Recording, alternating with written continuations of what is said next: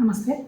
ఇవాళ పొద్దున్నే పేపర్‌లో చూడగానే నెక్స్ట్ 7 రోజులు చాలా పెద్ద ఎత్తున వాతావరణంలో మార్పులుంటాయి, వడగాల్పులుంటాయని విన్నాం.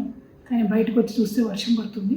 సో నెక్స్ట్ 10-15 డేస్‌లో అన్‌ప్రెడిక్టబుల్ వెదర్ ఉంటదని చెప్పకనే మరి మొత్తం వాతావరణ సంస్థలు గానీ, పత్రికలు గానీ, ప్రభుత్వాలు గానీ చెప్తున్నాయి కాబట్టి, ఈ పరిస్థితి గమనించుకొని దయచేసి గిగ్ వర్కర్స్ ఎవరైతే ఉన్నారో మీరు ఖచ్చితంగా ఓఆర్ఎస్ ప్యాకెట్స్ క్యారీ చేయండి. కొంచెం శ్రద్ధ పెట్టుకోండి. Gig workers, auto drivers, taxi drivers అనేక చోట్ల చాలామంది వడదెబ్బలకు ఇబ్బంది పడుతున్నటువంటి సందర్భం మన రాష్ట్రంలో చూస్తూ ఉన్నాం.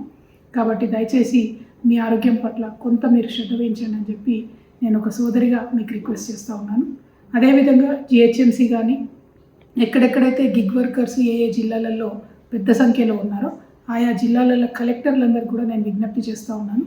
ఎగ్జిస్టింగ్ సిటీ బస్ స్టాపుల దగ్గరనే గిగ్ వర్కర్స్ కొంచెం పార్క్ చేసుకోవడానికి లేదా సేద తీరడానికి వారికి ప్రత్యేకమైనటువంటి వసతులు ఏర్పాటు చేయాలని చెప్పి నేను డిమాండ్ చేస్తూ ఉన్నాను. ఇప్పుడే కాదు, గిగ్ వర్కర్స్ ఇంకా పెరుగుతారు కాబట్టి వారికి ట్రాఫిక్లో అంతరాయం లేకుండా, ట్రాఫిక్ పోలీసులతో ఇబ్బంది లేకుండా ఎగ్జిస్టింగ్ సిటీ బస్ స్టాప్లోనే ఒక సైడ్కి ప్రాపర్గా వాళ్ళకు అవకాశం ఉన్న చోటల్లా కొంచెం రిలాక్స్ అయ్యే ఫెసిలిటీ కల్పించాలని చెప్పి నేను డిమాండ్ చేస్తూ ఉన్నాను. ఎట్ ద సేమ్ టైం ఈ వానకి, వడగండ్లకి రైతులు ఇబ్బంది పడుతూ ఉన్నారు. కాబట్టి ప్రభుత్వాన్ని మళ్ళొకసారి నేను డిమాండ్ చేస్తున్నాను, ఖచ్చితంగా వెంటనే మిగిలిపోయినటువంటి ధాన్యం అంతా కూడా కొనుగోలు చేయాలి. Thank you. జై తెలంగాణ.